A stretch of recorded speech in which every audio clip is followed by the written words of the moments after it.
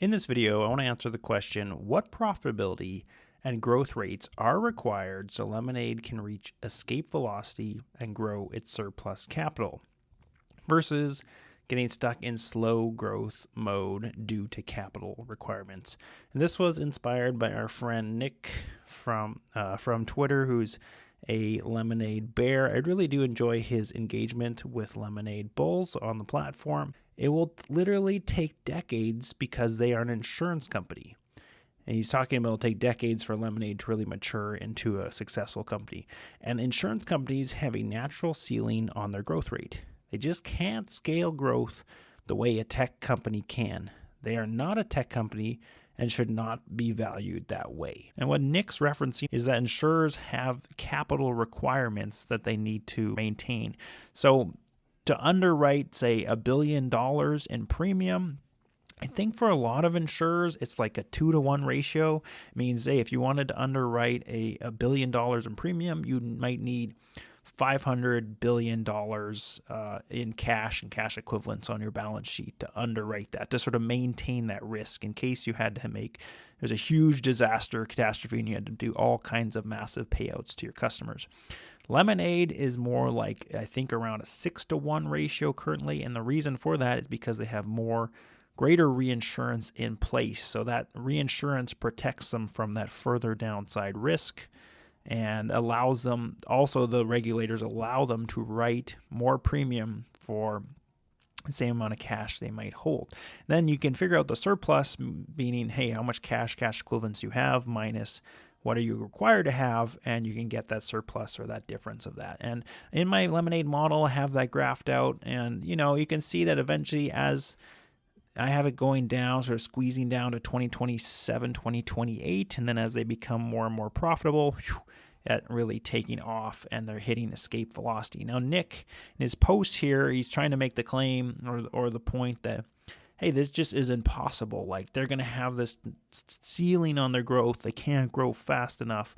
They're going to have all these problems. They can't grow, so they'll never be really tech company numbers. So I wanted to illustrate how the surplus could kind of look. So I made a quick spreadsheet here.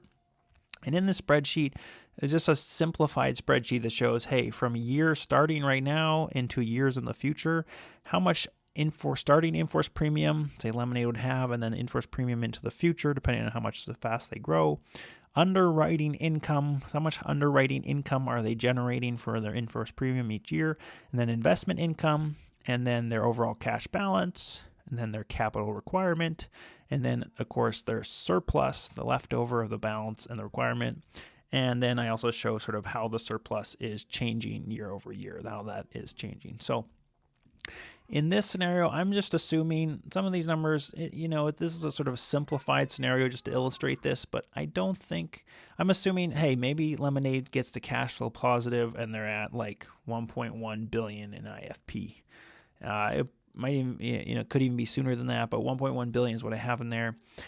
And initial cash, I say, hey, they get down to cash and cash equivalents. This would be all your investments you would have, and what you're also holding as cash, 900 million. So, and then your IFP ratio, what I said, for a lot of insurers is maybe 2. I think is around that range.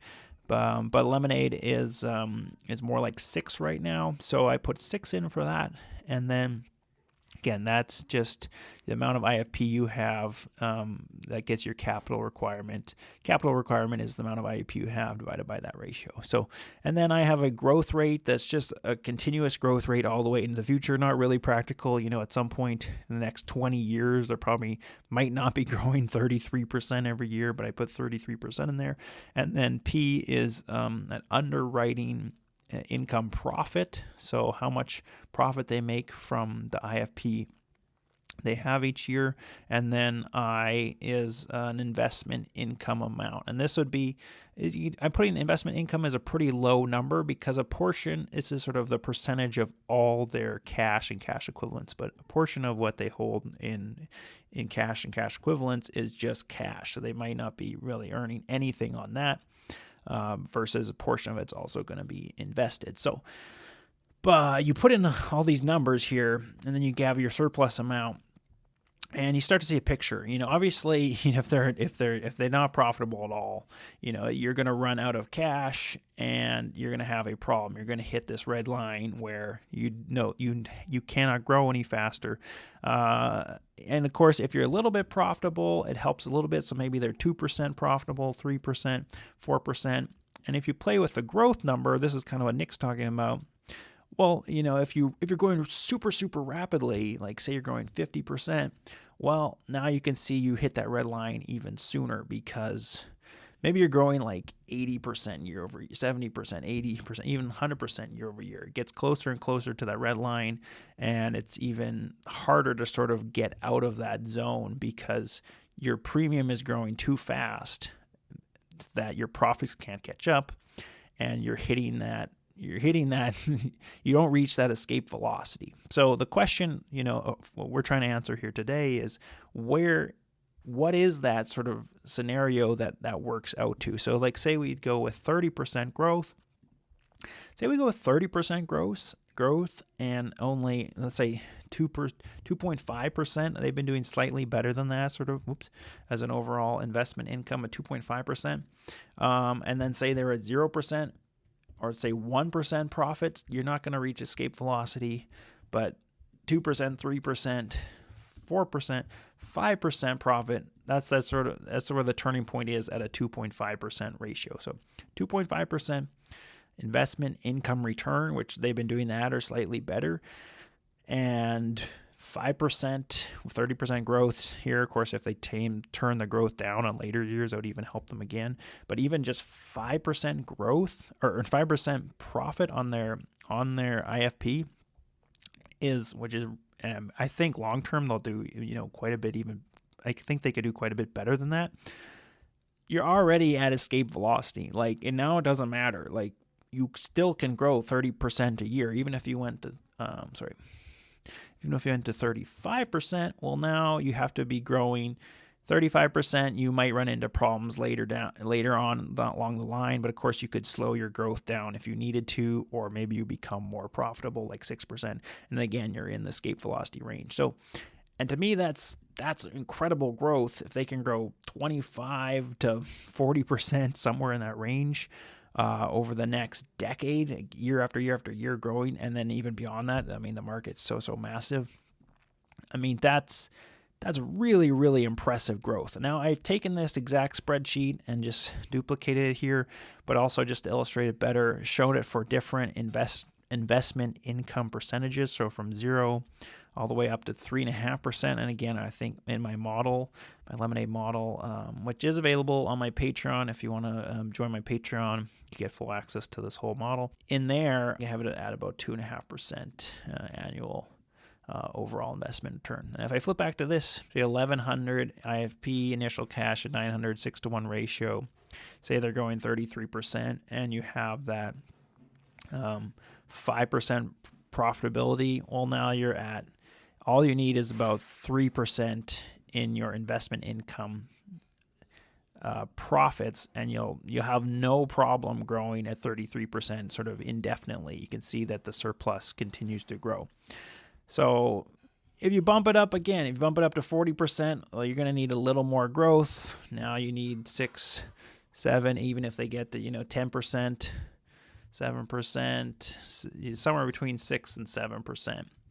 So like 6.5% is sort of right around where it doesn't even matter. Even if you're only at 1% of investment income profit, suddenly you can reach escape velocity. Even if you're growing 40% year over year indefinitely, which I don't know if they'll be able to do that indefinitely. Like this shows all the way out to year 32 or year 33 from now, from sort of a starting year. So we're talking about massive growth long term. So I hope this illustrates that this really doesn't hold any water. This point they're trying to make that they're not a tech company. They can't grow.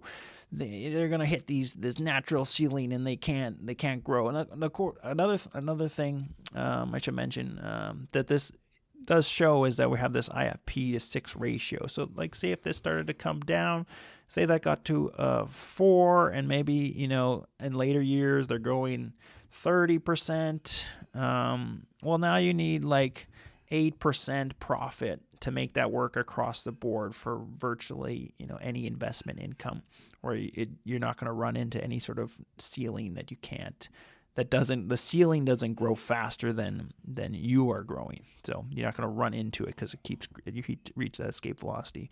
So even if this ratio went down to 3, so they'd use less and less reinsurance, but maybe another scenario, let's say they're at 25% year-over-year growth, and honestly, this P number we're being super conservative. I think it was at their IPO, they said they thought long term they could achieve like a 13 to 17% EBITDA margin.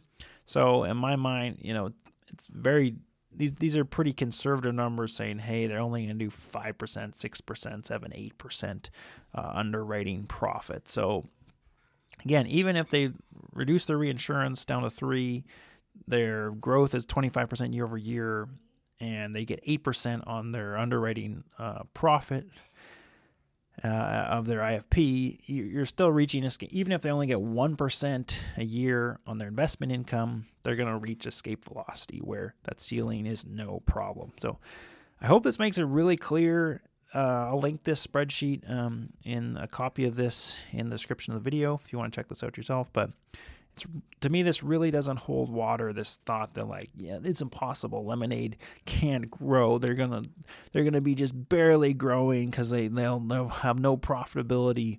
I mean, if you thought Lemonade was gonna be like 1% growth, or 1% sort of profitability, you might understand that, or you might think that and say, yeah, they're just gonna barely be profitable, barely make it.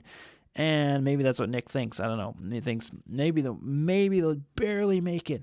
It's like, well, of course, then you're going to hit ceilings, and you're going to have to grow very, very, very slowly. In that case, maybe you grow like 10% a year, or 5% a year. And now your growth rate has to come way down.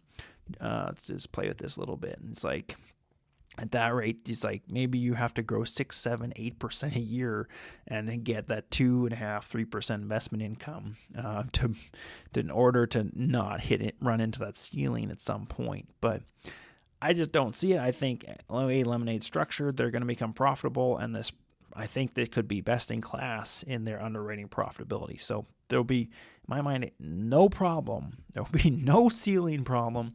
No ceiling, no problem. That's my take or my thoughts on it, at least. But love to hear what you think. Let me know in the comments down below. Thanks so much for watching. Remember, it's in the bag.